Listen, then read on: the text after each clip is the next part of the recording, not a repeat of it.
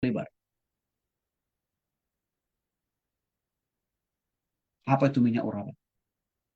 Bahannya dari mana? Dan apakah minyak urapan yang dipakai oleh gereja-gereja hari ini orisinil atau jangan-jangan kau? Apa akibat yang ditimbulkan terhadap penyalahgunaan minyak urapan? Kita akan bahas ini. Penyembuhan lain yang juga Yesus lakukan selain penumpangan tangan, memegang orang yang sakit dan lain sebagainya. Yesus juga memakai ya penyembuhan lain. Yang pertama, orang sakit keras dengan iman yang kecil. Jadi rupanya Yesus juga menghargai iman seseorang walaupun tidak total. Tapi minimal sudah ada tanda-tanda pengharapan kepada Tuhan. Walaupun belum 100%. Contoh, Yesus meludahi mata orang buta di Bethesda, di Betsaida. Markus 8 ayat 22 sampai 25. Sembuh juga orang itu. Karena Tuhan menilik, dia masih punya iman walaupun imannya belum total 100%. Yang kedua, Yesus meludahi tanah dan memakai tanah yang diludahi itu. Untuk apa? Menyembuhkan penglihatan orang buta. Lalu orang itu pun disuruh untuk mandi di kolam Siloam. Akhirnya apa? Orang itu pun sembuh. Yohanes 9 ayat 6 sampai 7.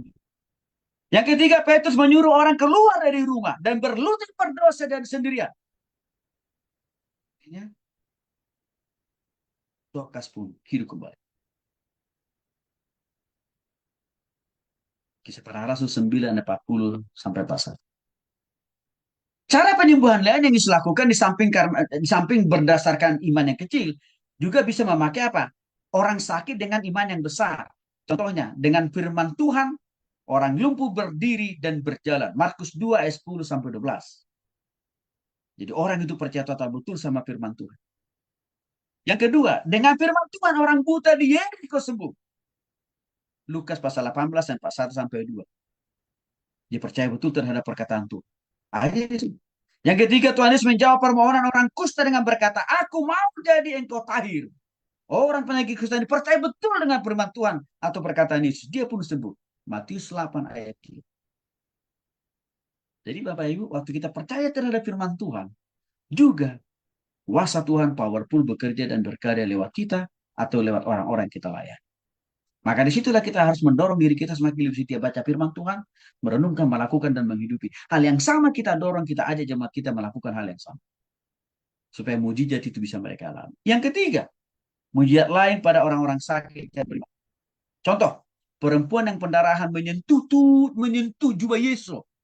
Belum sampai menyentuh tubuh Yesus, belum. Jubahnya doang, bajunya doang. Tapi karena dia percaya sama Yesus, jubah Yesus yang disentuh orang yang pendarahan ini pun membuat dia sembuh dari pendarahannya yang sudah sekian puluh tahun. Markus 5 ayat 25 sampai 3.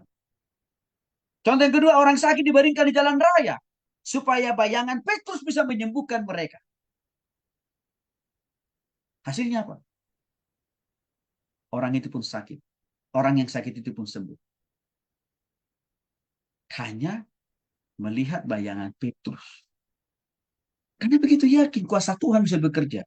Mujizat Tuhan bisa berkarya lewat Petrus. Kisah para Rasul 5 ayat 15 sampai 16. Sapu tangan milik Paulus, sapu tangan Bapak Ibu,